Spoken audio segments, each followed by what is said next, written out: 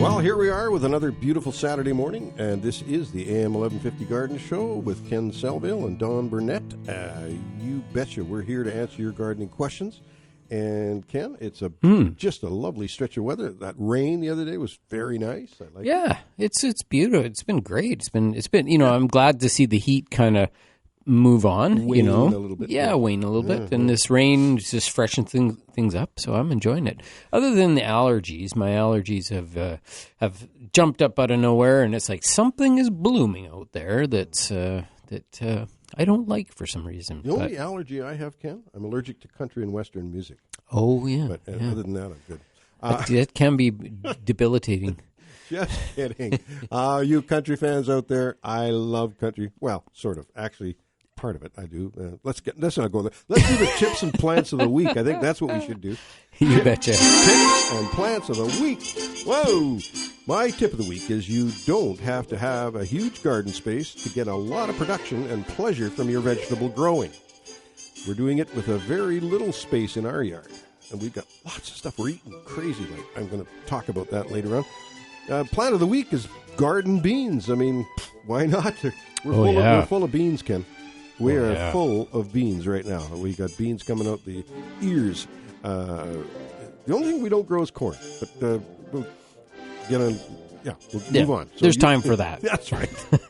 All right. Well, yes, beans are coming on big time right now. And I also have tips and plants this week. And my tip of the week is that just remind people that once we get into August, the plants all start slowing down. The trees are slowing down. Everything's stopping growing now. We don't expect plants to just grow and put on a whole bunch of foliage or bounce back from a hard trimming at this time of year because they're kind of slowing down. They know what time of year it is. They know September's coming. They have to be dormant typically by around the end of September, and it's a long, slow process. So plants are slowing down, so don't expect a big push of growth at this time of year. All right, my plant of the week is the German iris because August is Iris Division Month. And this is when we get into the garden and we take our old German irises that are taking over the the planet, that are getting oversized. We go in there and we can dig the whole mass out and then just put back pieces that are really healthy from usually the outer part of the plant. And this rejuvenates them and makes sure that the plants will perform really nicely next year. We want to look for chunks that are in that 12 to 18 inch diameter that's nice and healthy. And don't plant them too deep and water them in well, but they don't need a lot of water after that. So that's my tips and plants for this week. Remember to check growercoach.com. Very good, Ken. And we have joining us this morning already on the line is Ariel. Good morning, Ariel. Good morning. Good morning. Gentlemen. Wow, what a beautiful day it is. Well, it is. And it is... one of those, I have a question for you regarding the ostrich ferns. Okay, so a couple of years ago I got a whole pile of them. Well, not a whole pile, but they since, of course, grew more. My girlfriend's ostrich ferns grows up to 4 feet practically. You know, and they're nice and deep and green. And mine don't seem to get any higher than about 2.5 feet, and they don't look as green as what hers does. Mm-hmm. And now, what am I doing wrong? Well, you may not be doing anything wrong. It just might be the conditions that they're living in. And it would be typical for ostrich ferns actually at this time of year to start to turn pale and start to die back a bit because they're not really happy at the end of summer. They're really a spring and early and midsummer plant. And they just have to mature. I've got many of them myself. Typically they spread around quite easily. Partial shade is fine. They can actually tolerate quite a bit of sun, but the sunnier they are, the shorter their existence is each year. So if I have them in a shady spot, they look better for longer. But if they're in a sunny spot, then they look good until about mid-July, and after that they start to go pale. Well, these are all in shade. These are all in shade, though. So, it's just growing conditions. They really, that's all it is. And you're sure it's kind of fertilizer I wasn't giving them. Yeah, they don't really need fertilizer, really, but some composty mulch would be nice, but that's really all they need. That's Matusia struthiopteris, and that's the key with that particular type of fern. That's a fiddlehead fern. That's one that you can eat. You can cut the fiddleheads in the spring and fry them up, and they're just absolutely delicious. So ostrich ferns are really easy to grow, and they can be almost a little bit weedy at times, but there is slight variation between the plants. This is what I was wondering about. Ariel, did you get your plants from your friend that's showing off? Oh, absolutely. She gave me all kinds of them that they had, once growing up. Well, she probably gave you the runts. No, I don't think so. Well, and like Ken said, it's conditions. Something there is not, they're not as happy in your place as they are at her place. You probably have plants that are a lot happier than hers at your place, other types of plants. You know what I mean? Yes, that is true, and she's jealous. And that's gardening. That's called gardening. And she's jealous. Okay. Well, there you go. We got the fighting gardeners going on here. Right. There you go. Thank you, guys. Have a blessed Ariel, day. thanks for the call. Yeah. We always appreciate it. Bye. Thanks, Ariel. Bye-bye. Take care. Bye-bye now. Now, I'm just going to go back to the phone lines here. I think we're going to go because Dominic is online, too. Dominic, it was nice to see you the other day. Yeah, it was good to see you, too. It's always good to see fellow pioneer families and have a chat about history and talk about the great cherry industry that we have in the Okanagan Valley. Yeah, boy, that map that you have there on the wall at the Jealous Fruit session at the Dendy Orchard, man, it sure tells you where how much diversity that Jealous Fruits have going on in the cherry industry, like different areas. It's quite fascinating. I tried to describe last year, but this year we got the map out there. We have presently 23 locations from Lakeshore Road by Birchland Creek Park all the way up to Lavington, Coldstream, Fintry, which is an interesting location. If you were to stand at the Fintry Delta and look west, there's a plateau up there, and we have 120 acres of cherries up there. So wow. Our locations are diverse. We don't get hit by the weather in all of them. Right. And our packing facility, when you look at the map, is dead center of where all our orchards are. Right. And that packing facility is brand new. It's right out by Duck Lake. Yes, that plant there is capable of sorting 36,000 pounds an hour. Oh, an hour. Yeah. I thought you were going to say a day. Yeah, I'm so proud of it. It's an hour. It's quite it's quite the facility. It's very very high tech and modern. But when you look at all our orchards, we do produce a lot of cherries, and I'm quite proud of the different varieties. We probably go about 25 different varieties.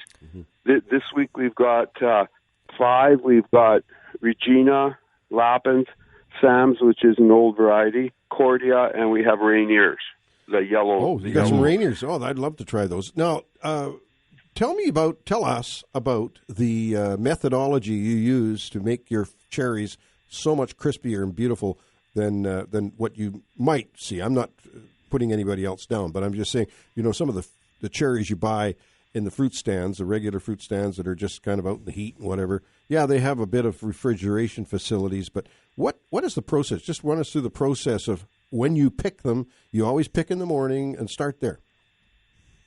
Yes, we pick in the morning probably till around lunchtime, and this year we're doing some night picking too, with a volume that came ripe all of a sudden.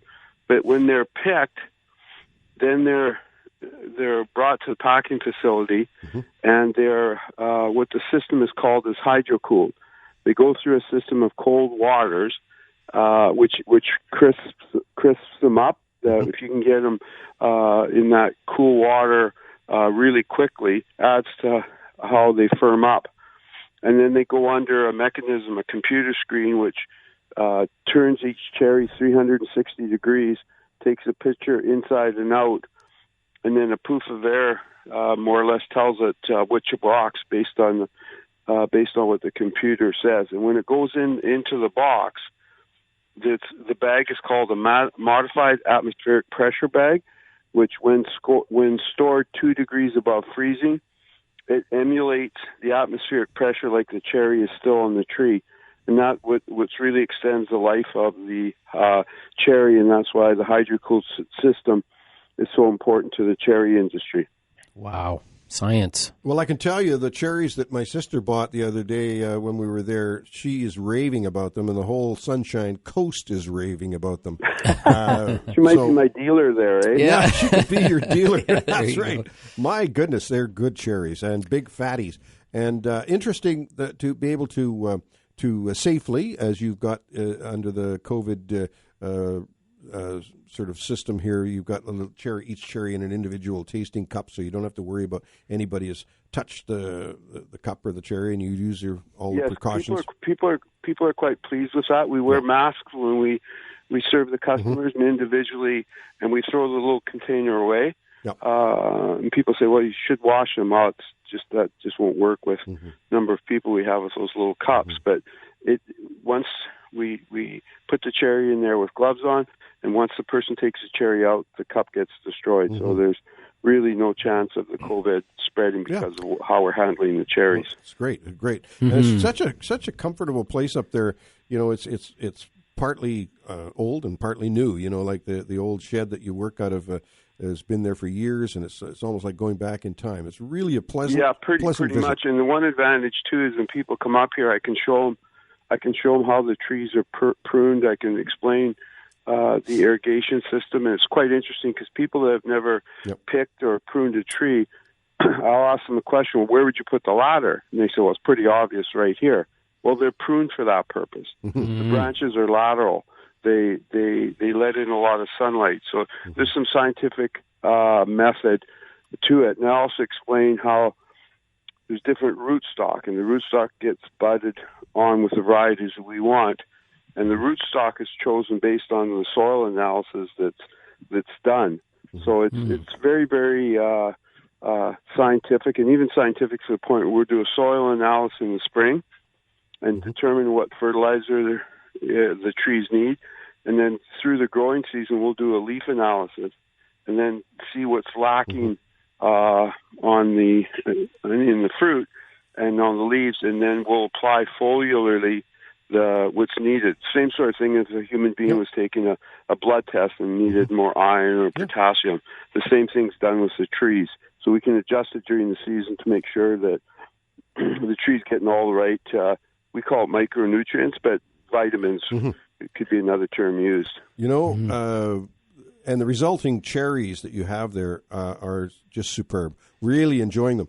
The question of the day, of course, when we were there was, what is the oldest and still existing movie theater in the province? That's what the question was, right?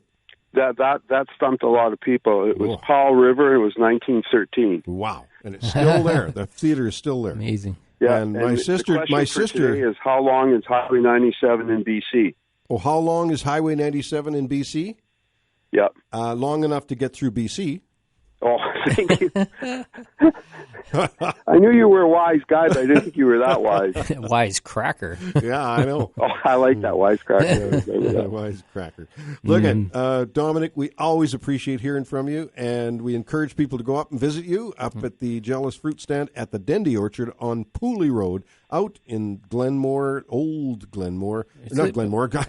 East Kelowna. No, what am I saying? We're in the suburbs of East Kelowna up here. We're not downtown East Kelowna, but we're the suburbs. I'm sorry. What a bad thing to say. Mind you, there's nothing wrong with Glenmore, and they have some cherries too. But where you you go up McCullough, past the pub, past McCullough Station, and up, turn right there, and go up the hill. And halfway up the hill, you'll see Pooley Road, and you'll see the Jealous Fruit Stand fruit sign where you can turn left and go up the hill.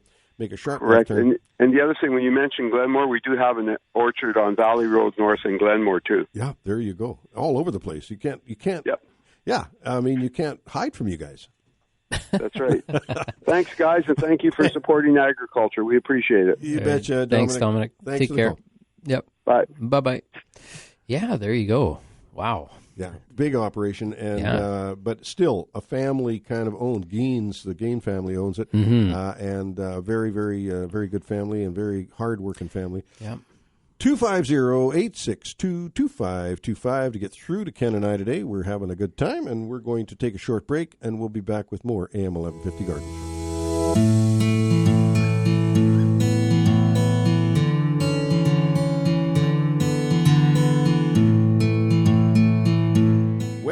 back with you. And, Ken, there's a few things I want to talk about, but we've got callers calling in. And, of course, that is the key thing for us to answer callers. And I'm just going to get into my phone here, and we'll just see what callers we've got. We have Ray on line 1. Good morning, Ray.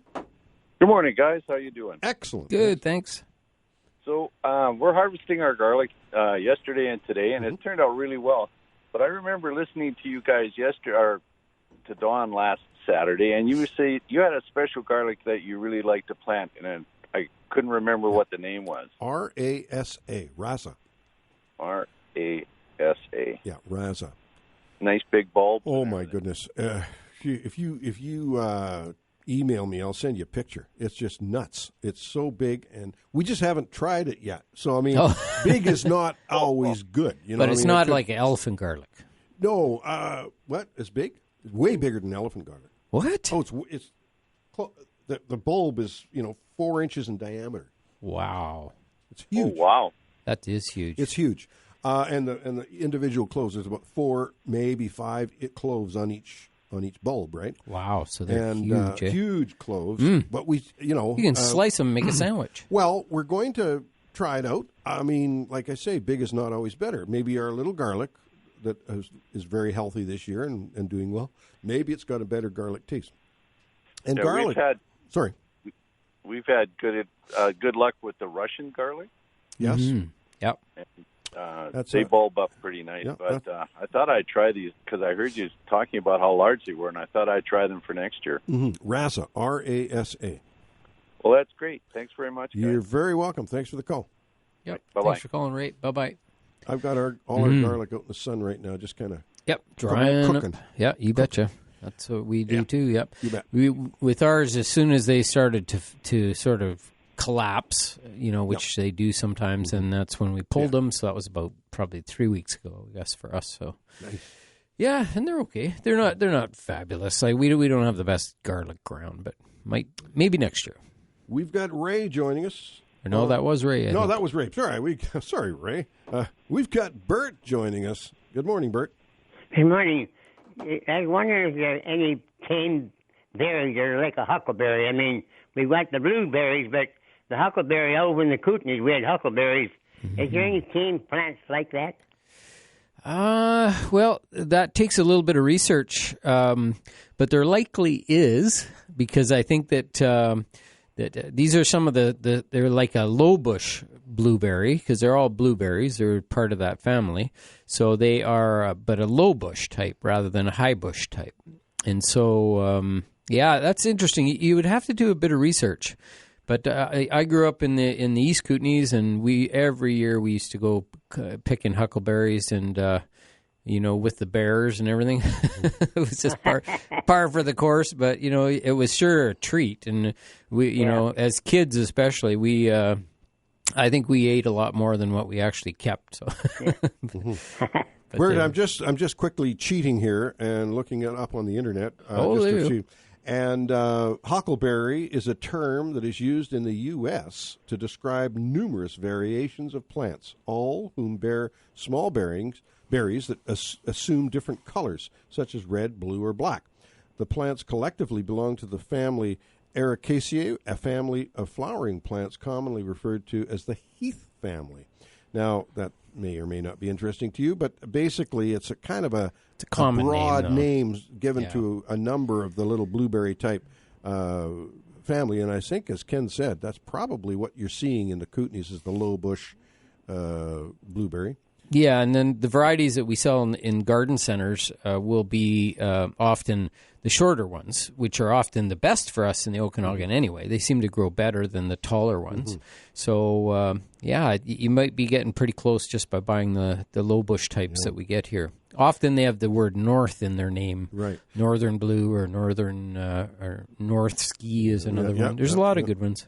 And Bert, in all the time that I've sold plants with the garden center we had over in Ethel Street, and when I was over at Bylands for a while, I don't recall seeing a plant that we sold as a huckleberry. I don't recall. I may be wrong. No. I think that the other thing was there was something to do with the Rocky Mountains, and that the the plants that grew that were native to the west side of the Rockies were called huckleberries, but it's just huckleberry is a common name, you know. So, and then things that were growing on the east side of the Rockies were the blueberries. Of course, we ship them all over the place anyway, wherever we want to grow them. And the blueberries do quite well in acid soils down in coastal regions. And so, and these common names get mixed up sometimes. Like for instance, our Amelanchier olnifolia, the Saskatoon.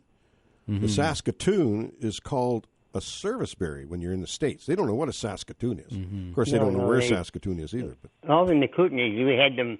The higher you went, they come in. They come ripe in September, but they've got high bushes there, and you get down the bottom, they're more like Oregon grapes. And Interesting. That's the Saskatoons. Yeah. And you're talking to somebody. Ken is from the Kootenays. Oh, and they got the best Saskatoons. Pretty much anywhere, I would say.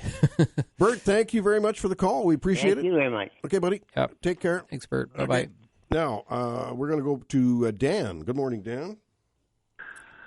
Hello, Don. Oh, Hello, Dan Ken. Bruce. This is the Dan. This is the Dan. And how you doing, buddy? Well, doing fine. Good. And I'm measuring up for the Nefertiti. Is it Nefertiti we're dealing with? No. Yes. Queen Nefertiti. I'm building a stand for her for her bust, actually. Really? Yeah. Only her bust. No head. No, I'm just kidding. It is a head. It's a head that we're doing at Fintry. It's going to be great. It'll be on display. Yes, it will at some point. Not on permanent exhibit, but there will be special presentations. Oh, isn't that neat? Dan, can I ask you a bird question? I know this because you're my bird guy. You're my go-to bird guy. Well, if I said no, you couldn't ask me. You'd ask me anyway. I so know. Go ahead. I know. Okay. We have, and Dawn is just such a dear. She's out there, not touching it, but this little bird with his mouth, this little sparrow with his mouth still quite wide, like typically of the chickie, the little baby sparrows, right? Wide mouth. Somehow got out of the nest. Either fell out or I don't know what he did. But anyway, he's out of the nest and he can't fly. He can walk. He can hop along a little bit. But he's hiding under our cedar tree. And the mom and the dad are so good. They come down and they feed him on the ground and they go up. It's just an amazing thing to watch. The love that they give this little bird, right? So we're keeping the dogs and things away from that area and making sure that they have their privacy. What I said to Donna, I said, it'd be kind of fun to have a pet sparrow. I'm thinking if I started feeding it, he'd think I was his mom. But I don't think that you might Donna get attacked. Donna didn't like that idea. What do you say about that, Dan? Nobody can feed a baby bird better than a parent bird. Right. And I think it's always sort of unwise to mess around with situations like that. I mean, the little guy's out of the nest. Mom and dad know where he's at. Yeah. They're taking care of it. And as long as the cats don't get there. Yeah, we don't have a cat. Yeah. No, but the neighbors might. Yeah, that's true, but not so far anyway. But I know that with some species, if you can sort of imprint on them and you can become a surrogate parent. Mm-hmm. I mean, that can happen with birds. It can happen with some mammals. I had an issue with it at Nicola when I was cowboying there. A calf became convinced that my horse was its mother, and that I can't tell you how inconvenient that was. No, for sure. So no, let natural parents do their natural thing. I think so, and leave well enough alone. It's just fascinating to watch, and I'm not sure how long it's going to take before the bird is capable of flying away and doing its own thing. But it's just fascinating to watch, and I hope it does get to become a flying bird, because I know we had one birdhouse there a few years ago, and we did have a cat named Tiger, And Tiger just calmly watched the birdhouse, and as soon as those little baby birds dropped out of the nest, bingo, they were gone. And that's a sad, sad state of affairs. But anyway, that's what cats do, I guess. Yes. Yeah. So, what's happening at Fintry? We've got a couple of minutes here. Well, what's happening at Fintry? We are open for tours. The barns, the dairy barn is open for tours. There's been some really quite distressing vandalism in the horse barn, which I'm quite at a loss to know how to deal with. But you've got graffiti on a wooden wall that had whitewash on it, and that is very, very difficult to deal with. But on the upside, we have two amazing summer students, and they're working on projects over and above their duties as tour guides. And Rachel is there. She has taken on the Scottish Botanists and Plant Collectors project. Oh, right on. So she's creating this little exhibition highlighting the efforts and achievements of Scottish plants people, sort of starting with Archibald Menzies, who sailed with Captain Vancouver, and coming right down to our old friend Alistair Beddy, who had an amazing garden in Kelowna. Mm-hmm. Well, that's great. That's and is it kind of a display of pictures and This would be a graphic display that can be put on the wall or table mounted, and of course adjusted to fit whatever space is available. So we can have it as a feature at Fintry, but it can also be a small traveling exhibit. Well, I may be interested at some point to present that to the Kelowna Garden Club or one of those folks, some of those folks. I think they'd be very interested in seeing that. That is really what was in the back of my mind when I got the idea of making this thing, that it would be usable at Fintry or anywhere else, because it's Fintry connected, but it's not chained to it. That's right. Well, I'll tell you, Dan, we always appreciate your call. We're going to have to take that break. We're we're a little bit late getting into the break here. We got another caller waiting, but we always appreciate hearing from you. And we'll hopefully hear from you again next week. And I'll let you know how I'm making out on the stand. Yeah, I will be in touch with you in the next day or so. Thank you, dear.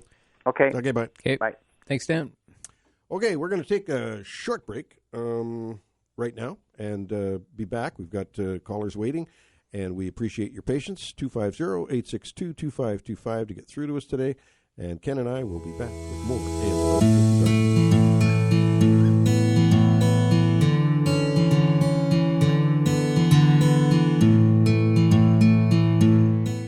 You betcha we're back. It's really a beautiful day out there, and gardeners are excited. You can tell right away, and especially when Pam calls. Is it our Pam? Hello, Pam.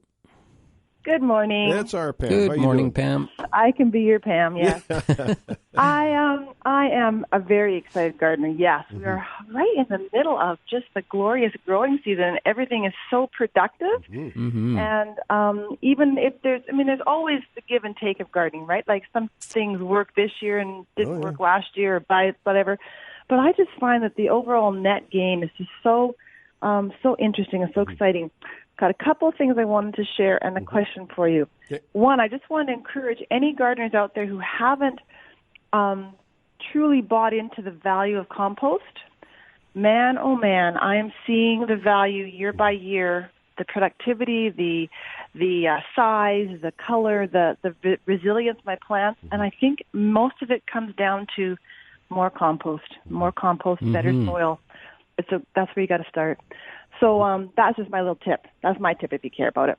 But I have a question about watermelon. I'm growing watermelon for the first time ever, and I've got fruit on the vine right now. I'd say in the last 10 days it's gone from being maybe a centimeter size to like probably 10 centimeters in diameter. So I know it's on the right track. And I'm just wondering if there's any tips that you can offer me to encourage it to get to fruition in the time we have. I think just time. Ken, I've never grown watermelon myself. I've never had a watermelon patch. It's a long crop. It's a crop that takes a lot of time to grow. You know, so the watermelons we're seeing in the store now, like we've actually picked up a couple at a store. I don't know what store Donna got them from, but they're quite good. Now they may be coming from down south.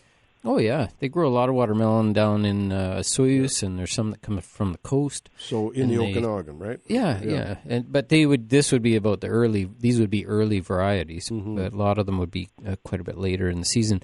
But Pam, really for you, it's just keeping the thing on track is going to mean consistent water supply. So that, if the thing doesn't wilt all the time, because could set it off track, and then it can actually almost like abort the fruit. Called watermelon.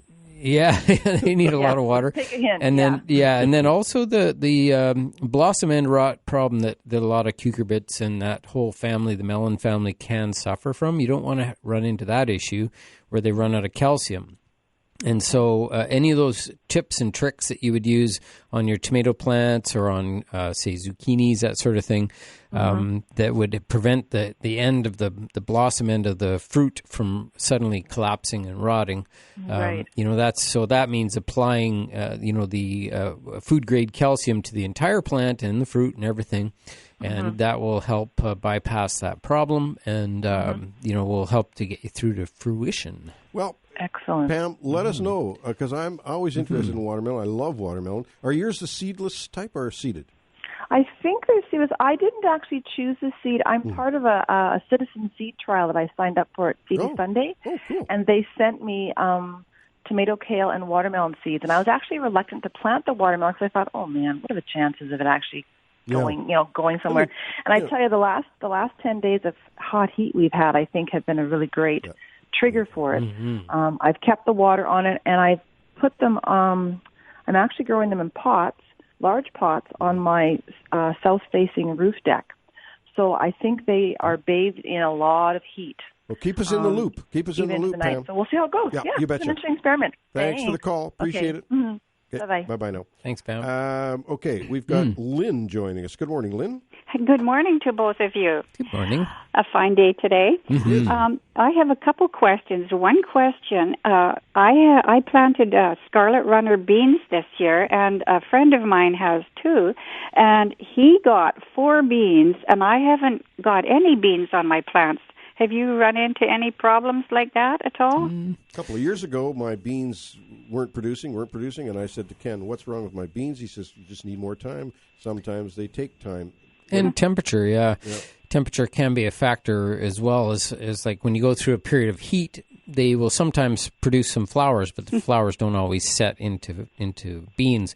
But as soon as the temperature drops off, like today, this is perfect for beans, especially those climbing pole beans, that can sometimes just set those fruit up. And then, in about a couple, say 3 weeks or so, you'll start to see the beans show up. So sometimes it can be just that. That's usually a weather related, even though like on the other ones that your friend has and his have produced, but yours are still flowering and doing that normal thing though, are they? Yes. Yeah. So that's with scarlet runners, that's sort of the number one thing is enjoying the blooms, but the fruit will come, the seeds will come, in due time based on temperature usually.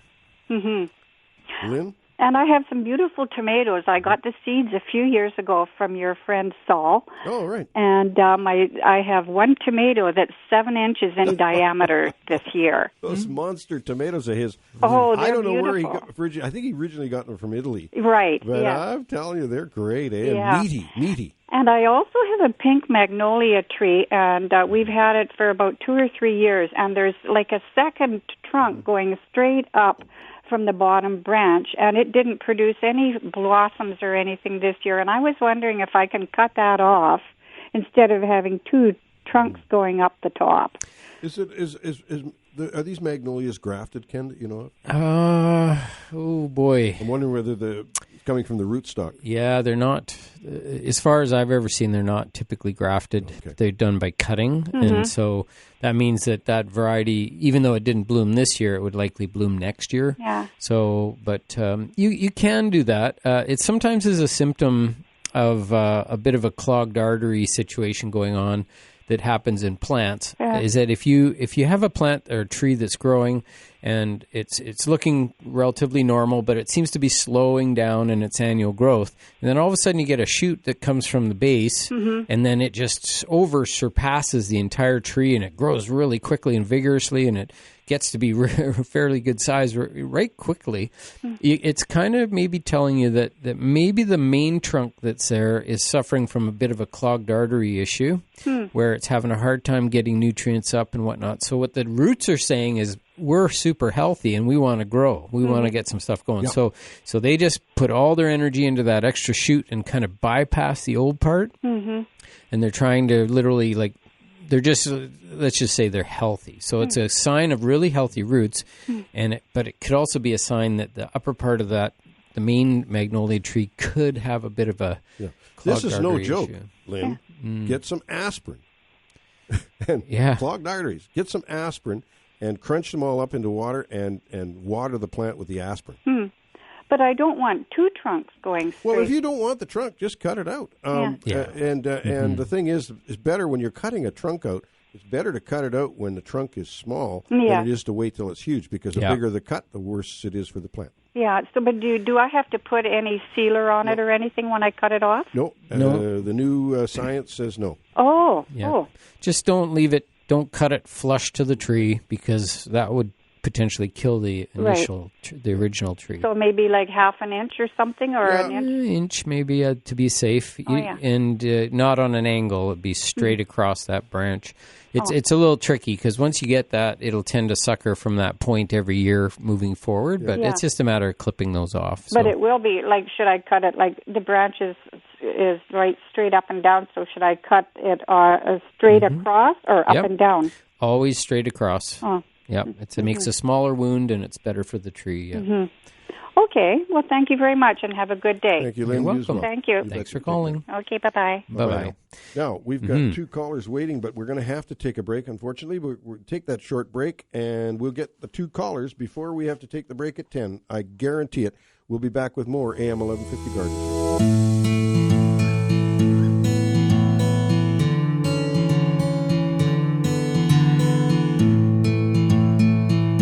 We are back, and what we're going to try and do is get three callers in 10 minutes. Let's see if we can do this. Our first caller is going to be Rudy. Good morning, Rudy. Morning, guys. Good morning. A quick question. My wife has planted some dahlias out back, and I'll tell you, the slugs are really happy with it. Yeah, slugs and earwigs. So I checked the internet, and they said beer traps are probably the best, but half their lies aren't even true, so I thought I'd better check with you guys. Well, that's an old story. I mean, I'm not sure if it really works. Little trays of beer put out there. It's a waste of good beer, as far as I'm concerned. The fact is that there are some good slug baits on the market that don't contain the very seriously poisonous metaldehyde anymore, and that is safer slug and snail bait, and it is basically an iron-based product. The slugs will eat it; they'll go for it. And as soon as they take a taste of that, they stop eating, and that's what kills them. They just starve to death. Yeah, and make sure that you go out at night, because that's most of these creatures that attack our plants are nocturnal. So you bring a flashlight out and have a look and see. Because the one thing with all the dahlias that I've grown in the last few years is every night I go out and they're just covered in earwigs. Yeah. And so we often will blame the slugs, and we get a few slugs on them for sure, but the earwigs are devastating to them. They just consume the whole plants, and that's where you get a lot of these chunks taken out of the leaves. Like a slug will make a rasping, smooth sort of spot in the middle of the leaf, but they don't chew on the sides or the edges of the leaves. So when you see chewing on the edges of the leaves, it's usually some other type of an insect that's got chewing mouth parts. And in the case of with dahlias, it seems to be the earwigs, and so Don, you can talk about earwig traps. Well, wet towels. Wet towels are the best option. You put some rolled up wet towels around and your dahlias, and then in the morning, those towels are going to be full of earwigs. Then you just shake them out on the driveway and do the earwig store in Benvola there. Pardon me?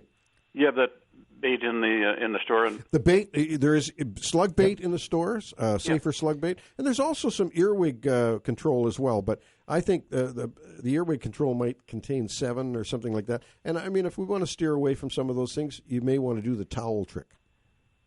Okie dokie. Okay. Thanks so much for your time. Thank you, sir. Good luck. All right. Bye-bye. Bye. Now, we've got Bob on the line. Good morning, Bob. Good morning, Don. Good morning, Ken. Hey, Bob. How are you guys doing? I have in my hot little hands the Same thing I Okanagan have. Historical Society Kelowna Branch 2021 calendar, and it's fabulous. Isn't it great? That's what I'm phoning you about. First, to say hello to you guys. Yeah. Chris dropped one off at your place last night. He did, and I'm telling you, I've enjoyed it thoroughly. I read it through at dinner time, and I read it through at breakfast this morning, and I said, I got to bring this down to the radio station. Well, thank you. Yeah, it's a beautiful calendar. The cover is spectacular. Herb Snacka took a picture of the Heritage Fire Hall, and there's lots of interesting photographs and historic tidbits. I just want to let people know that it's not available. There's only 2 places you can get it right now. They're $20. And can I give a couple of phone numbers? Absolutely. You can phone Chris Jennings at 250-862-2801, or myself, Bob Hayes, 250-763-8859. And if you leave a message or talk to us, we can get them to you. They come with a nice mailing envelope. You can send them out anywhere in the world. Fabulous. Yeah. Everybody needs a calendar on the wall, and if you're going to have a calendar, you might as well have one of these babies, because not only are they fabulous, they're a keepsake. You keep them, and it's not something you throw out. It's not just scenery somewhere. These are historical pictures, and very nicely done. And as Bob said, a gift is in order, Christmas gifts. So just very much appreciate it, and like you say, anywhere in the world, and promote Kelowna's history. Well, thanks for allowing me to use your program, and if people want to give us a call, we'd love to hear from them. Yeah, maybe one more time on those phone numbers. Chris Jennings, 250-862-2801, sorry, 862-2801, that's Chris, or myself, Bob, 250-763-8859. Leave a message, or we'll talk to you, and we'll get the calendars to you. You can always tell when somebody's got an old phone number. It's either 763 or 762. I agree. Absolutely. Go, wow, that person's been around forever. Poplar 2 is what that's right, Poplar 2, yes. Okay, buddy. Thanks for the call. Yeah. Okay. Thanks, Bob. Bye-bye. Bye-bye. And look at that. We're going to squeeze John in. Hi, John. Good morning, Don. Hey, how are you doing? The problem with my pickling cucumbers, they're sort of, some of them are deformed. They got a big sort of head on the stem side, and the rest is just a little tail on it. I bet you that's that calcium issue. Calcium deficiency? I think it's calcium. I think you'll find good success if you get some food-grade calcium and get it mixed into water and spray right onto the plant and food. Powdered milk do? That's been used, yes. You could try the powdered milk. Okay. Yep. And soil testing, where could I get that done? Well, here's the deal on soil testing. For years and years, we did it at Burnett's. For years and years, I did it at Byland's. The equipment sort of got worn out. I've got that equipment now, and I am in the process, hopefully in the next little while, of getting that equipment back into shape and going, and I'll be able to do just simple pH and salt tests. As far as a across-the-board test, you might, I think you can still do that at the government office in Aldergrove. Is it Aldergrove, Ken? Aldergrove, I think, or, yeah. I'll look that up and see, but that's the only place I can think of locally in BC. There used to be a soil test lab in town here, but that's not there anymore. Yeah, and there's one out on the prairies as well that does a really good job, and they're they're a big deal. I can't remember the name of them either, but Yeah. we're not really a big help on that. But I would say, continue to search for soil analysis. And one of the problems is when you get a lab to do it is that there's only a few people who can actually read those results. And so that's one of the problems with those. But the tests that Dawn typically does are just sort of those basic tests, and they can just sort of tell you what your starting point is, and but just not too much extreme detail. Oh, okay. Yeah, I walk by Don's place every morning. You do. So just pop in and see me, and we'll see what we can do, find out for you. Very good. Thank you, Don. Okay, Yep. you betcha. Thanks for calling in. Thanks, John. Bye-bye. Ken, the soil testing is sometimes a little bit overplayed.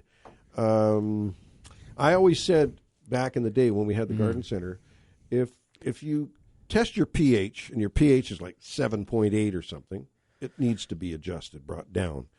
If you depends on what crop, it depends on what crop. Of course, asparagus does really well in those conditions, but generally speaking, you want to see a pH of 6.5 to 7. That's an ideal for most things, right? And that's hard to achieve in the Okanagan. It is. Typically, we can get around 7 or 7.2. That would be about as low as we go. Yeah.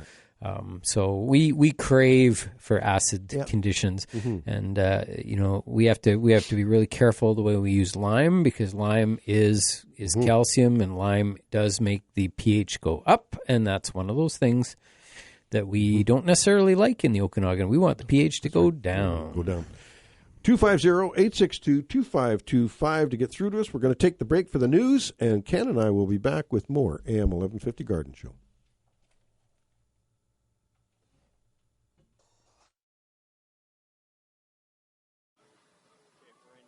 Yep, I'm ready. Okay, I'll try to do this as seamlessly as possible, but let me know when.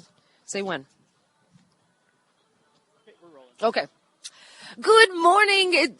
Good morning. It's Carly 99.9 Virgin Radio, and I am live right now at Kelowna Toyota for Cops for Kids Spin-a-thon 2020 Ride for the Life of a Child. Today is all about celebrating 20 years of Cops for Kids. Now, because of their board members and all the fundraising, over $5.5 million has been raised in support of children in crisis. So the mission today is to assist children in crisis. Because of people that are involved in this, families are able to stay together when a sick child is in the care of a hospital. So come on down to Kelowna Toyota, show your support. The riders will be pedaling their hearts out from 10 to 2. From 10 to 2, I'm Carly, live at Kelowna Toyota. Sorry. Okay, second one here. Here's the second one. Good morning. Happy Saturday. It's Carly, and today is all about Cops for Kids Spin-a-thon. We are live at Kelowna Toyota today. Now, the mission today, and as always, is to assist children in crisis. Now, we have our riders spinning away on stationary bikes. They're showing up at 10 o'clock today, going straight through until 2. So come on down, show your support. We want to raise as much money as possible. We're live at Kelowna Toyota, the corner of Leithhead and Highway 97. Okay, and then the last one. Okay, last one. Happy Saturday. Good morning. It's Carly 99.9 Virgin Radio. I am live today at Kelowna Toyota. Now, today is a super cool day. It is Cops for Kids Spin-a-thon 2020 Ride for the Life of a Child. Now, riders are going to be showing up this morning at 10 and pedaling their hearts out until 2 o'clock today. This is all to help children. Now, because of Cops for Kids, they have been able to purchase specialized trikes, wheelchairs, lifts, vans, walkers, special learning tools, surgeries, hearing devices, and the list goes on and on.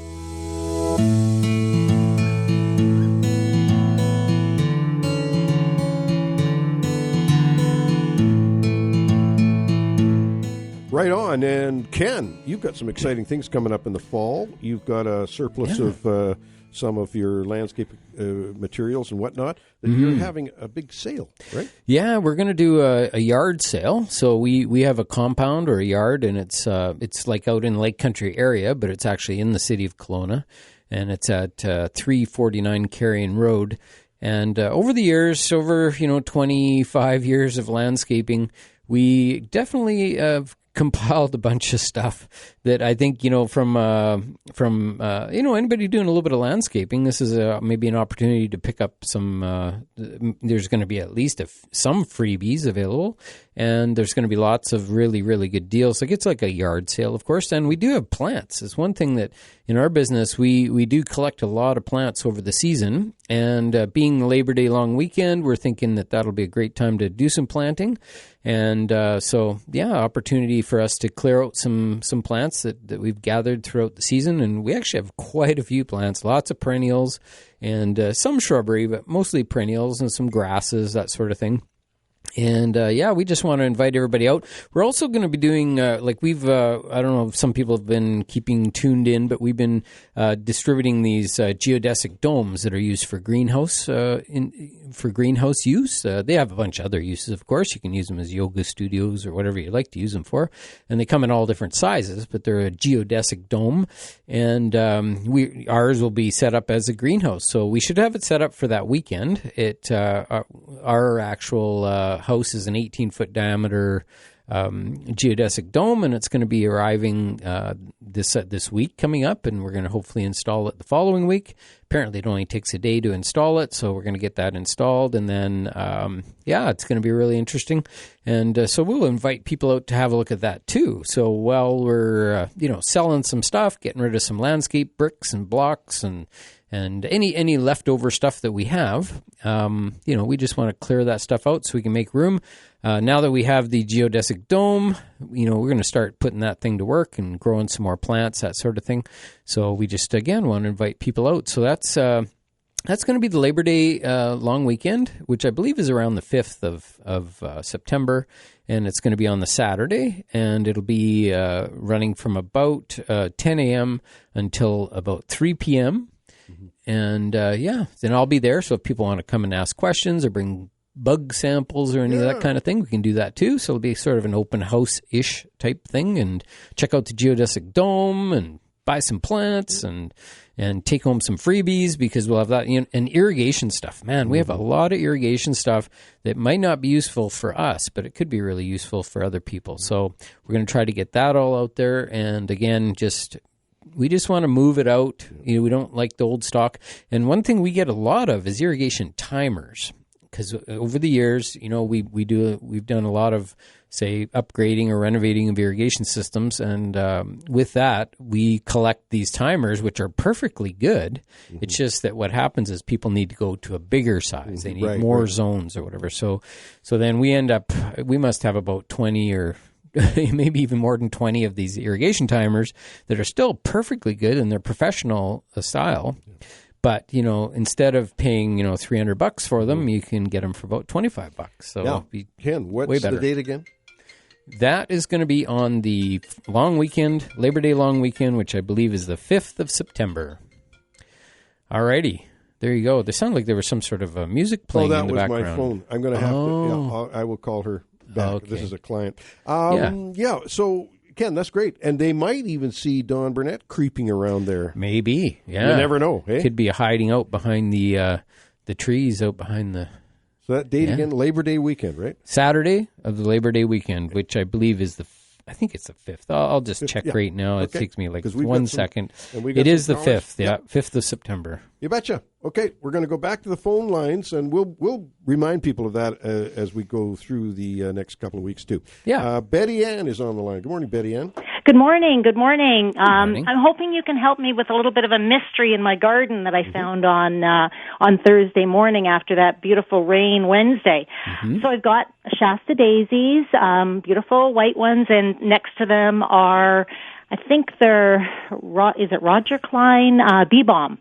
And I went out, and lo and behold, one of the daisies has this beautiful pink tinged petals, like just on the edge all the way around.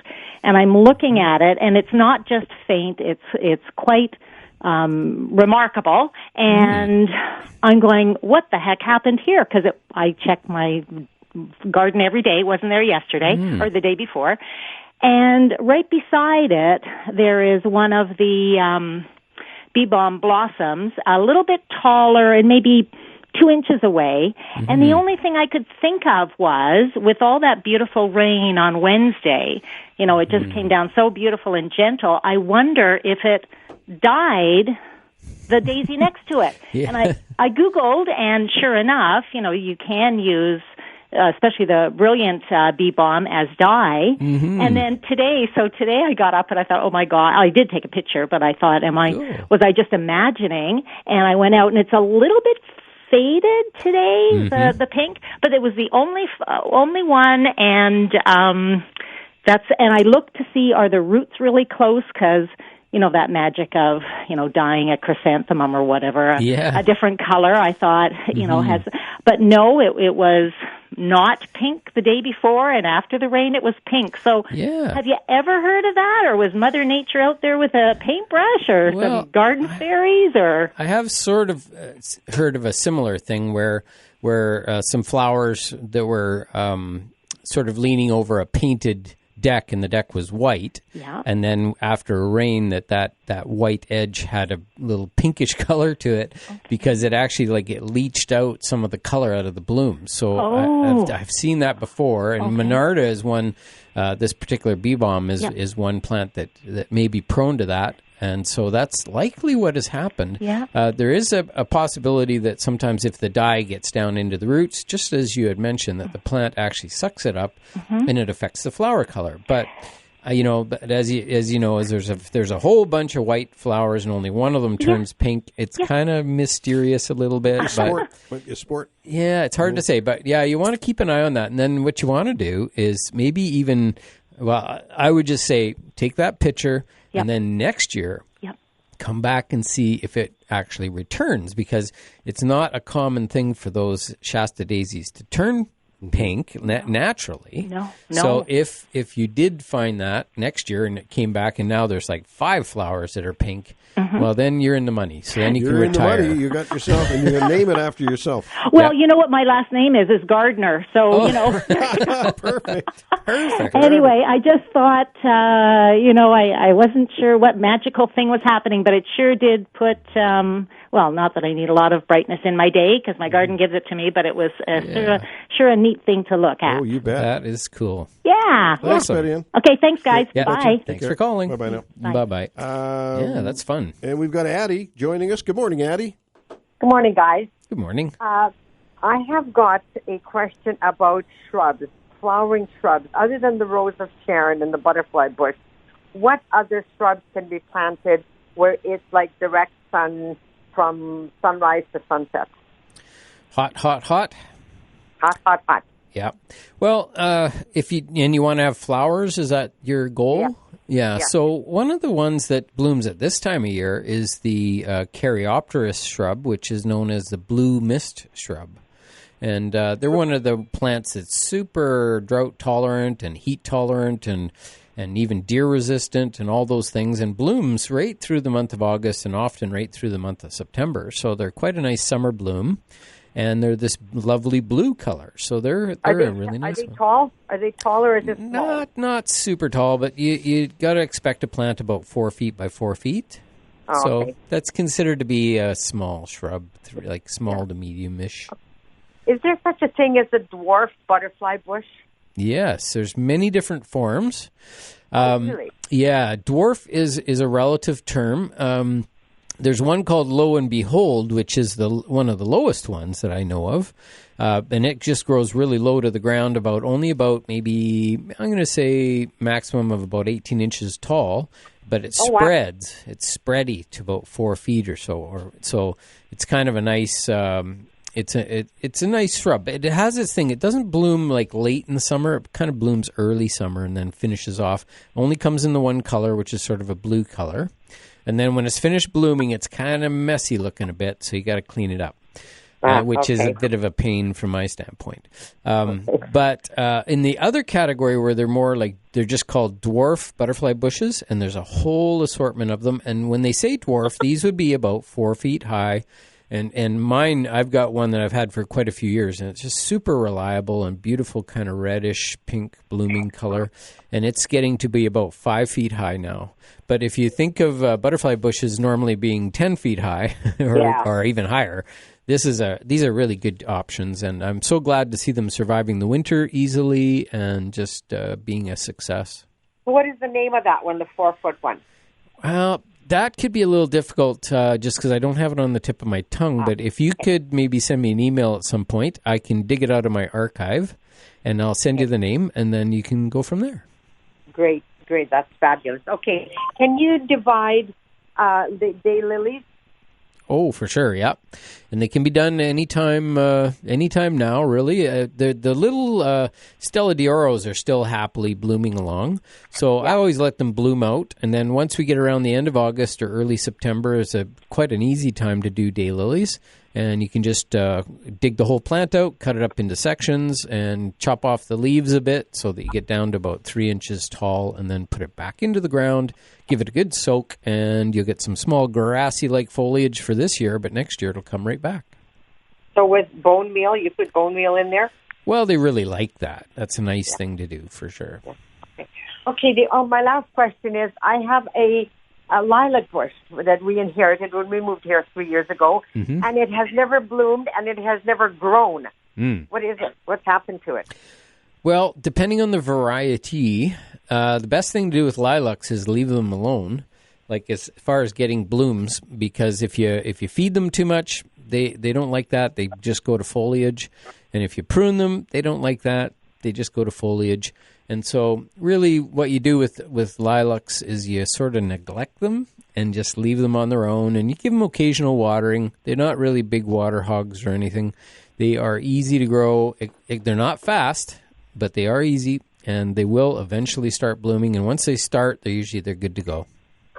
Wow, this was about 5 years old, I think, from what it's still being bad. Well, as Dawn always says, if it doesn't make you happy, maybe it's time to swap it out. Yeah. Hey, Dawn? You bet. That was my next question. If it doesn't, then just dig it up and put a butterfly bush in there. There you go. Yeah, they bloom consistently. Yeah. We're going to have to move on, Addie. We appreciate your call. Very much. You betcha. Thanks, Take Addie. care. Have a nice weekend. You too. Bye-bye. We're going to take a short break. We've got Dennis waiting here online, and we would love to talk to Dennis when we come back with more AM 1150 Garden.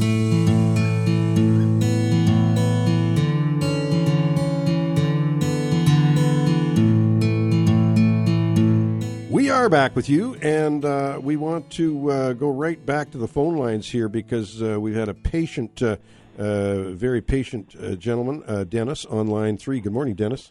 Morning, guys. I just about fell asleep. There's so many of them.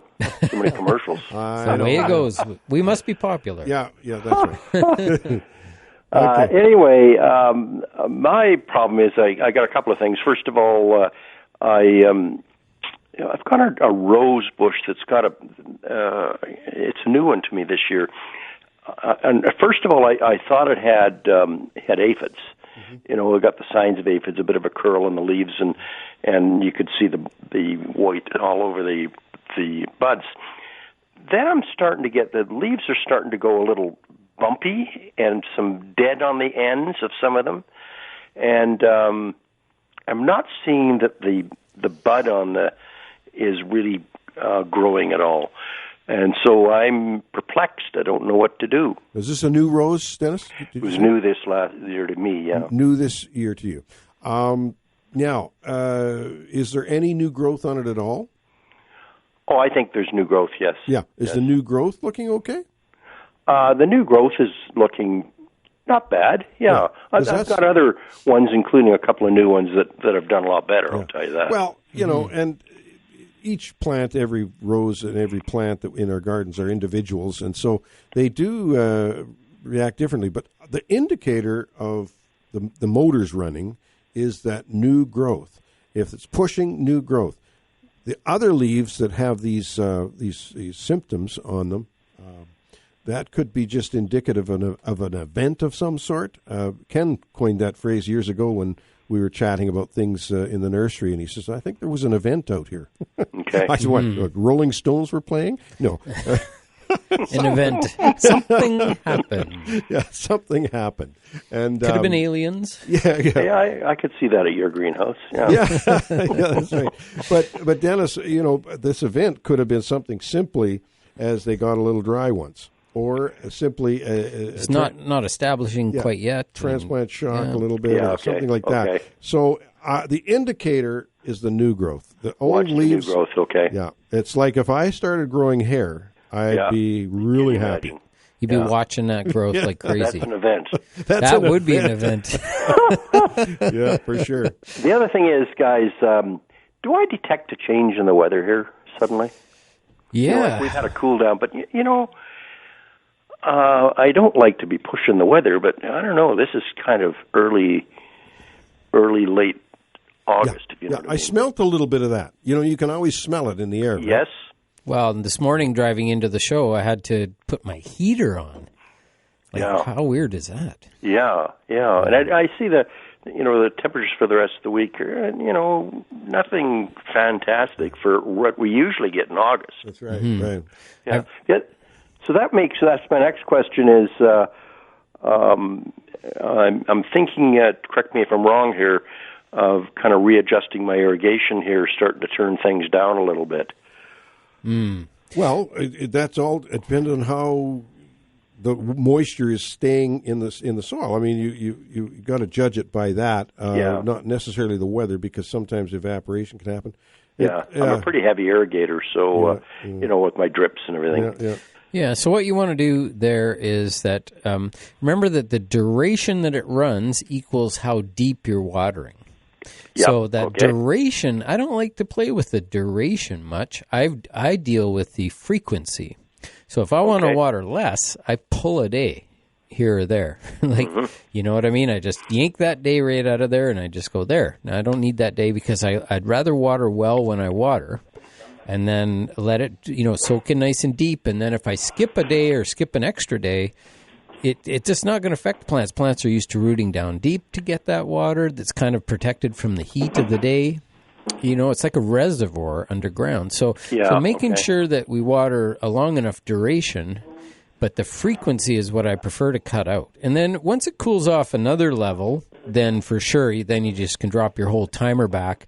And I usually use that seasonal adjustment or water budget, it's called, and you can flick to that. And you can, if it's at right now, a lot of them are set to above 100%, but 100% would be your normal settings.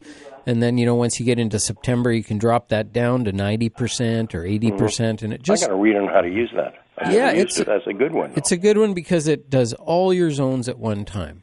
Yes. And then, so when it gets hot, you can tune it up to 110%. And if it gets cool, you can drop it to 90%. But I like to keep it right around that 100% if I can, plus or minus a bit. But I like the way you're thinking, and you're watering deep when you water. That really makes a big difference.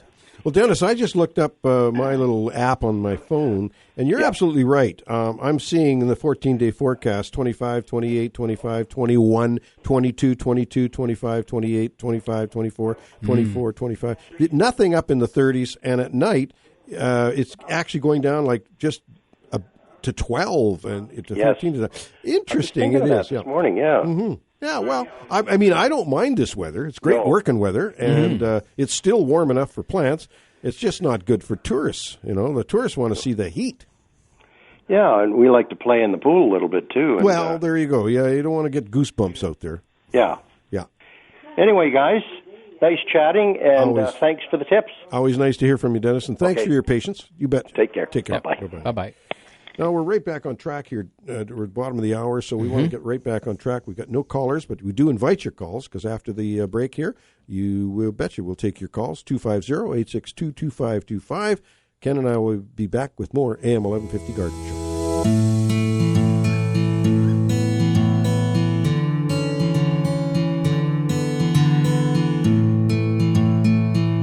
You betcha. We're back here, Ken and I was just having a chat with Ken. My little yard, I don't have a big yard. I've got quite a small yard, city lot. Quite a bit of it's taken up with my workshop out back. Quite a bit is taken up with my greenhouse and my patio and whatnot. And the front yard, there's no vegetables. It's all flowers and roses and things like that. However, we are growing stuff. Over the past few years, we've expanded our growing capabilities. I've got 3 big pots of potatoes Now, the first run of potatoes I grew in my little kind of a square box that I made out of some 2x8s. And I put 3 potato seeds in there, 3 potatoes in there. Kennebec. Didn't cut them, just put them in whole. Yep. And they grew, Ken. They were just 3 feet high and lush and beautiful and gorgeous plants. I thought, wow, am I going to get some potatoes out of here? And I even hilled them up a bit too. And, you know, well, I got maybe a bucket full of potatoes out of there, you know, a small bucket, ice cream bucket full of potatoes kind of thing. So I did plant a second batch in these big nursery tubs, the black nursery tubs, and they're about 2 feet in diameter. So they were planted a little later. And they planted later. I've got it all calendared. Because the Kennebecs are late potato as well. Yeah. And they're, you know. But the thing is, these guys, I was worried about them because they were the foliage was pale. I let them get dry once. They were wilting, and I soaked them up. And, you know, they're in behind the shed, behind the greenhouse. They are in full sun, but they are in behind the greenhouse. So I kind of neglect them a little bit. Yep. And the foliage looks like it needs food. And once in a while, I did go out and give them a little food. But here's the deal. I just pulled one plant. Each of those pots has 3 potatoes in it. And I pulled one plant yesterday. Mm-hmm. Ken, I got a whole bucket full from the one plant of these weak, peaked plants. Right. So what does that tell you? Yeah, I guess stressing the plants out a little bit is helpful. And I think the delay, too, that they're just growing in a little bit warmer conditions. We talk about Kennebec is one of those indeterminate varieties of potatoes. So similar to tomatoes, there's determinate and indeterminate varieties. Mm-hmm. And so they just keep on going and going and going. And so, it's interesting. Having fun with them. Yeah, I would say that the one thing is early varieties, plant them early. And later varieties, plant them a bit later. That could be helpful. And then don't baby them too much. I'll tell you, they were delicious. We had them last night. And I could have had a whole meal, just potatoes. Oh, yeah. Bill, good morning. Thanks for joining us. Good morning, gentlemen. Hey. Morning. Gentlemen, I love that. I got 2 questions. One, my peppers are getting, when they're starting to size up, they get brown spots, and it's almost like they get blossom end rot. Is that a calcium issue? Yep. Yes. Yes. If it's right at the blossom end, yes. Well, and sometimes it's on the side, like it'll get this. That could be sunburn. Oh, yeah. Sunburn is what shows up if it's a roundish or oval spot on the side of the fruit. Uh-huh. That's usually sunburn. And we do see that quite commonly, unfortunately, especially this last blast of heat we had here for the past couple of weeks. We were just waiting for heat to get those peppers going, and then they overdid it. They overdid it. Should have put the sun umbrella up. Yeah, a little bit of, what do they call that, shade cloth or something. Yeah, to back it. Yeah, not much you can do. Yeah. So, and my other question is, I am going to be doing some major digging around my foundation really, really, really soon, this week. And I've got Heliopsis and geraniums in the area that I'm going to be digging up. Mm-hmm. Are they going to survive? Well, if I pull them up and well, don't peel pull them in or them whatever? up, Bill. Don't be pulling them up. You want to carefully dig them out, try and get as much soil with them as possible, and get them into some pots, and they should be fine. The geraniums, in particular, the Heliopsis might wilt a little bit when you put it in a pot. Yeah. Is that quite tall? That one, isn't it?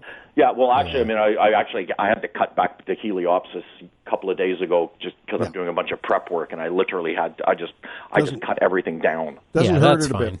No, I didn't think so. No, and you can move them, no problem. It's just that if they're pretty hardy. Yeah, if they're full size, then they would would just wilt, but then you'd have to cut them down.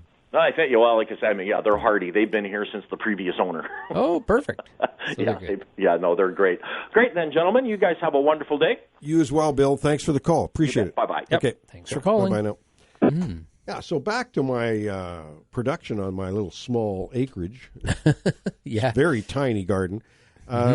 I'm growing for the first time this year, very successfully, bunching onions.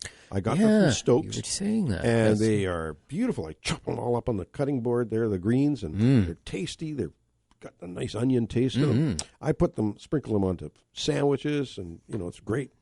So I've had some fun with that. Good crop of kiwi this year. You've got the little what do they call those? The little turnips And for the first time. Those have come up.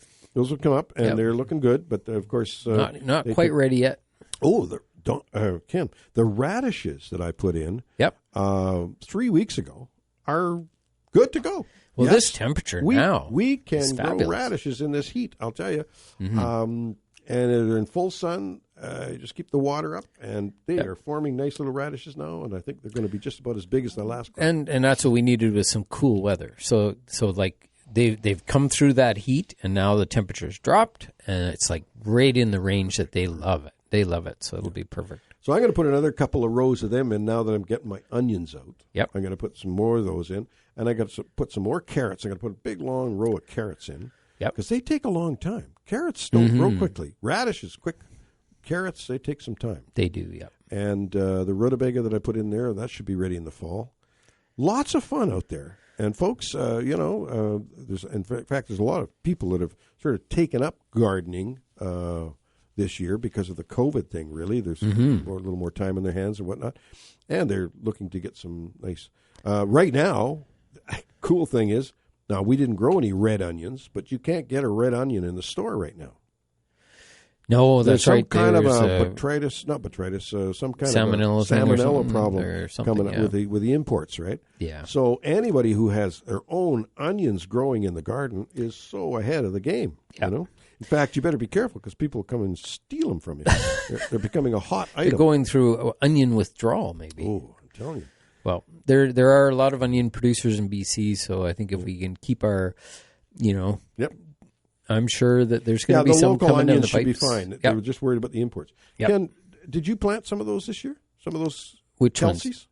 ones? No, but I had them left over from last year, Oh, so right. they survived the winter, and so I just put them back in, and they've done okay. Like they're about the size of a little hardball sort of thing, a little bigger. They're not doing I've great. had the best show this year I've ever had. They're about like this. So size of a 4 inches. Softball It's size. still not the size that they show you on the picture of the package. Football size. Or soccer ball, volleyball size. But having a lot of fun with it. And folks, I just highly recommend growing a bit of food in the garden. It's really, really something. And I get excited about it because for years and years and years, I wasn't able to do it. I was so wrapped up in my garden center, and that I was helping everybody else with their gardens and not myself. But there's nothing like growing your own stuff to learn. And to learn and to enjoy, because there's just you just don't get flavor the way you do out of a vegetable garden that you can just go pick it, bring it in, wash it off, throw it in the pot, and away you go, and it just tastes absolutely delicious. Well, I'm thinking potatoes in particular. I think why would somebody want to buy or grow potatoes? They're so inexpensive to buy and whatnot. Hey, they're so you dig good. potatoes, and before they even know they've been dug, you put them. What I've been doing with them is slicing them into tiny slices and putting a little bit of olive oil in the frying pan and making my own potato chips. Oh, and it works really well, and they're tasty. And they're real potato chips. Yep. The real deal. The real deal. Cool. Anyway, we're gonna. We don't have any calls right now, so we're gonna take that break just a minute or two early, so that we can finish off the show with a couple of calls. We invite your calls, 250-862-2525. We're in the last 15 minutes of the show, and we're going to take a break, and we'll be right back with more AM 1150 Garden Show.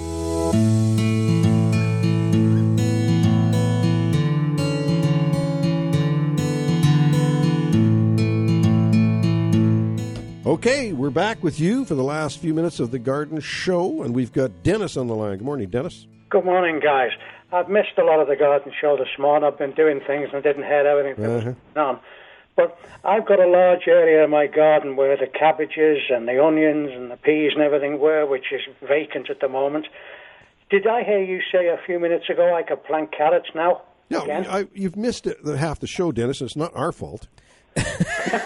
I know it's not your fault. I apologize.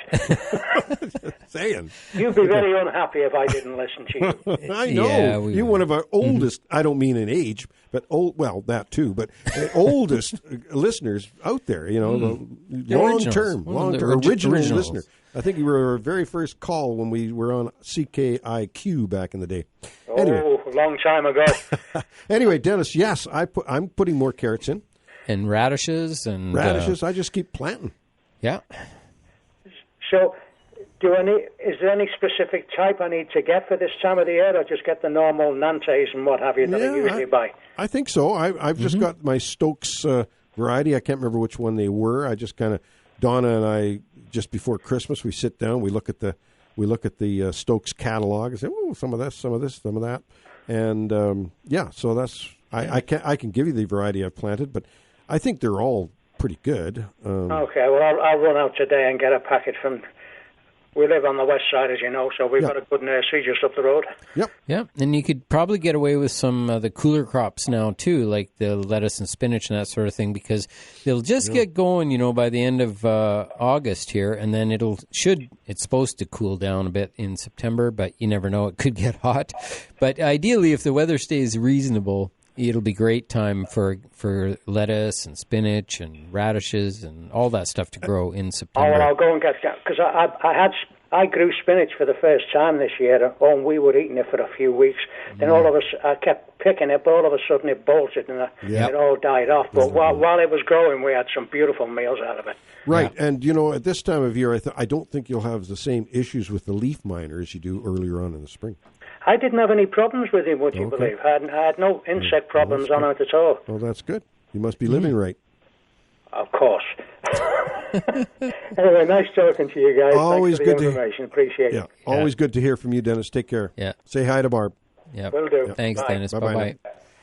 Yeah, it's always fun to have Dennis was one of our, I thought it was John Lennon calling. When he first called, I thought, oh my goodness, we're hearing from John Lennon. But then John had already gone. He passed away. So maybe I thought, it might be one of the other Beatles. Never know. From Liverpool. They don't phone in very often. We should have Paul McCartney call in one time and tell us about his gardening, because I'm sure he's a great gardener. He's got to be. I think Dennis is a Liverpudlian. Yeah, could be. Pudlian, not a Pudlium, but a Pudlian. Anyway, we still got 10 minutes on the show here, so 250-862-2525. You want to get through to us. I was going to mention I've got a great crop of kiwis this year, and I've learned from Sal, my buddy Sal, how to prune them properly. And I've pruned my grapes totally different this year and way better production. And it's going to be interesting because I'm training them along, sort of espaliering them. Nice, having some fun because all these years I've even taught courses on how to prune grapes, and I realized I knew nothing. I didn't know what I was talking about. So I'm just Thanks, saying. Don. For anybody out there who listened to me tell them how to prune grapes, forget everything I said. Everything I said's out the window. Yeah, I know.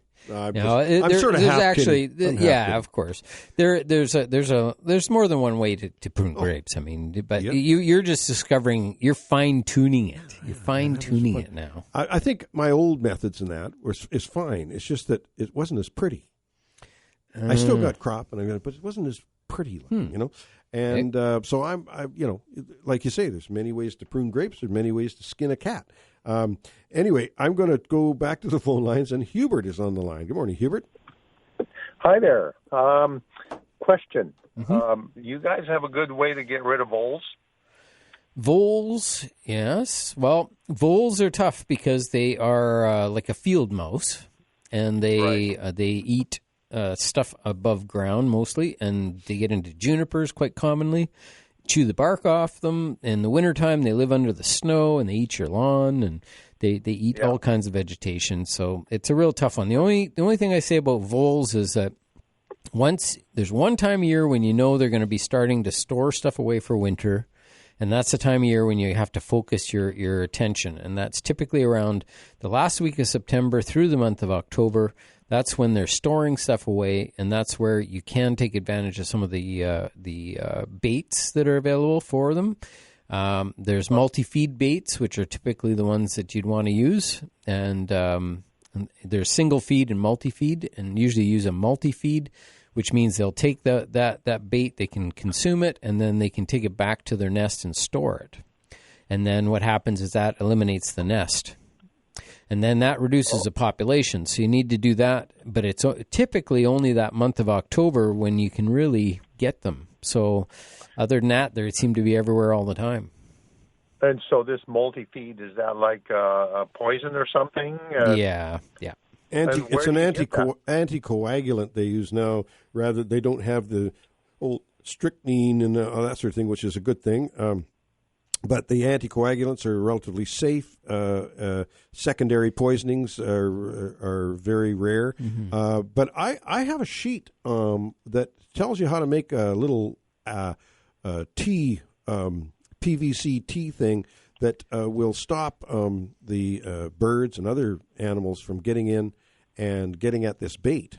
If you email me, Hubert, I will send you that sheet on how to make this little contraption, and it keeps the bait dry, and you can use it just about anywhere in the yard. Okay, sounds good. All right. You bet. Thanks. Take care. Thanks for calling. Bye-bye. Yeah, Bill Hoyle showed me that trick years ago. Yeah, it's an orchard trick.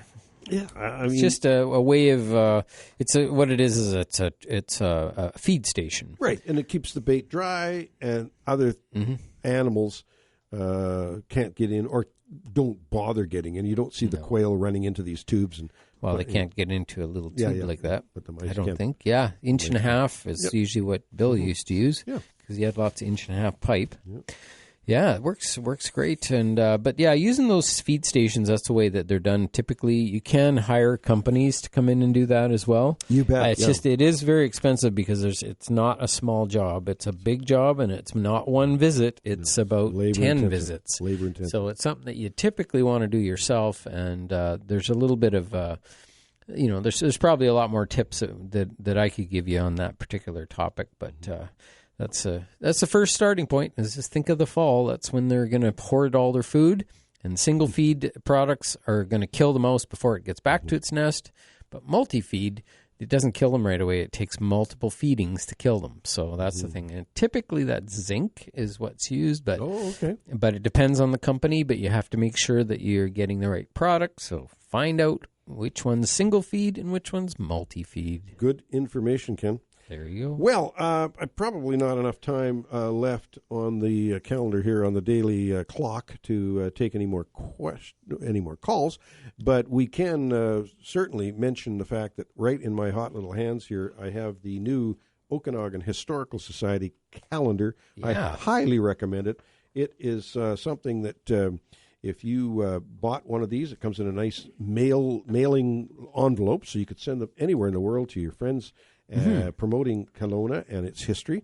And to order these, there's only 2 places you can get them right now. Later, they'll have more places. But right now, you got to phone Chris Jennings, 250-862-2801, or phone Bob Hayes at 250-763-8859.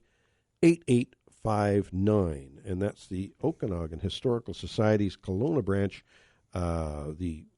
just a beautiful, beautiful calendar. And 2021. Yeah. First of all, on the front page is a picture of the old fire hall, which is a historical building downtown Kelowna. Everybody is aware of that. They know that's on Ellis Street, or is it Pandosy? I guess it's Pandosy. It is a beautiful old building. Good there's all sorts of Scout Hall is in here. The old Dart Coon Club, there's pictures of that, and it goes all the way through. Beautiful pictures, historical pictures, and actually pictures that I haven't seen before, and I've seen most of them, and I haven't seen these, so it's brand new. We'll just mention one more time about our fall plant sale. Yep. We're going to be selling plants, but we're also selling landscape equipment, so it could be things like irrigation supplies or blocks or bricks or sometimes even wood. There's all kinds of things that we have, so it can be useful. If people like to buy some secondhand stuff, that's great. And plants, we have tons of plants there as well. Plus, we're going to have our geodesic dome up by then. which is a geodesic growing dome, and we want to, let people have a look at that. It's a pretty cool little unit, and that'll be up and ready by the 5th of September. That's the Labor Day long weekend, so mark it on your calendar. And 349 Carrion Road.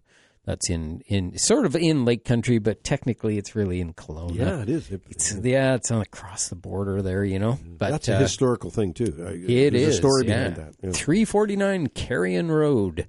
There you go. So, and we'll keep mentioning it on the show here as we get towards that time. Oh yeah, give some directions to. It's on Beaver Lake, off of Beaver Lake Road, which is good. Okay, well, Ken, I think we better do our tips and plants of the week, and then we're out of here. You betcha. Well, my tip of the week is you don't have to have a huge garden space to get a lot of production and pleasure from your vegetable growing. We're doing it with very little space in our yard. My plant of the week is the garden bean. Very nice. And my tip of the week is that August is when plants and trees and things start slowing down, and they just don't really need to be growing much. So no point in really pushing them and making them grow faster. It's the time of the year they need to slow down and get ready for winter. There you go, the W word. All right, and my plant of the week this week is the German iris, because August is Iris month. That's the month that you go and you dig up your old German irises and you split them all up. You put pieces back about 12 to 18 inches in diameter, nice healthy roots, and that rejuvenates them and gets them up and going again so that next year you get a beautiful show and it's not too big. All right, that's my plants and tips for this week. Remember to check growercoach.com. And my Shigo moment is we need to bring back Attila the Hun to deal with people who hurt trees for money. There you go. And on that note, we're going to say goodbye. We'll see you next week with more AM 1150 Garden Show.